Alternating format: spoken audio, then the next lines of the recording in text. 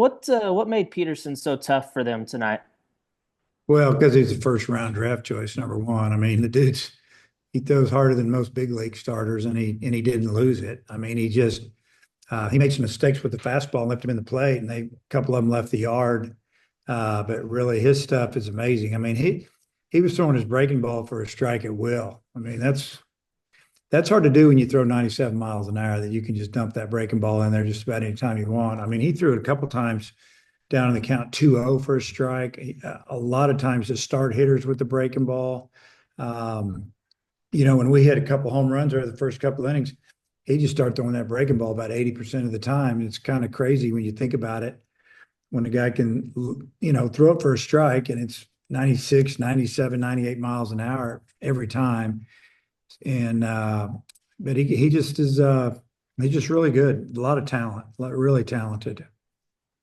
Y'all got his pitch count up pretty high there the first two or three innings. Just how disappointing was it that you couldn't get him out of the game, earlier than, I guess he worked into the seventh. Yeah, I mean, at the end of three, I think we had him about 70 pitches, and or at the end of two, it was I don't know 40 something, 40, I don't know, and I mean, it's just like the game kind of flipped a little bit. The momentum it didn't cost us the game at the time, but we call pickoff. We got the guy picked off. That should be the third out in the third inning, and the next thing you know, they score, and I don't know. Then the next inning would come out in the fourth inning, it doesn't go great.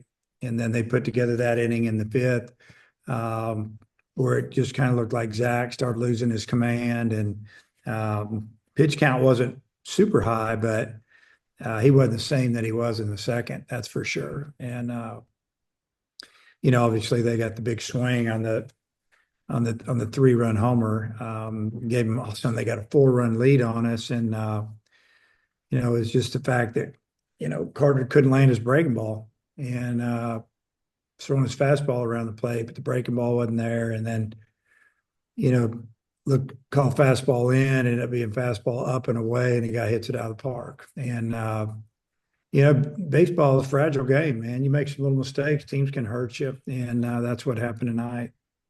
Yeah, that was leads me to my last question. I was going to ask you with Root. What was he doing well those first couple innings? And do you think it was just a matter of Florida got hot there after they got some momentum, or kind of what do you think flipped the switch Well, the there? first two innings, he commanded everything. I mean, it was change up, slider, cutters, and they hadn't seen him yet. And when you start to get into the third inning or really the fourth, they'd seen him and they'd watched the guys that he'd gotten out and, kind of figured out a little bit what they were going to try to, a little different plan maybe. But I don't think he was quite as sharp. And it's, that's normal when you start getting your pitch count above 50, 60, as a starter there, you're not going to have as much stuff, but it was more about the command than anything, not locating on the edges as much as he did the first couple innings. He was really good for the first 2, 3 innings. Matt, go ahead.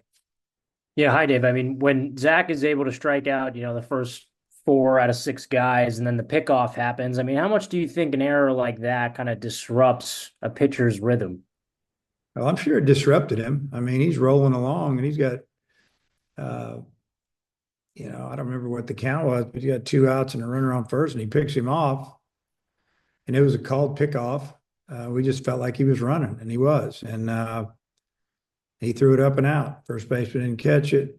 You saw what happened. This guy scores all the way from first base, and it's kind of shocking. As a pitcher, you'd probably rather give up a home run than that. And then he came back and finished off the hitter, and he was pretty frustrated. And then the stuff just slowly started going away a little bit, the command. But give Florida's hitters credit; they're good, and they hit the ball hard, from there on for the most part.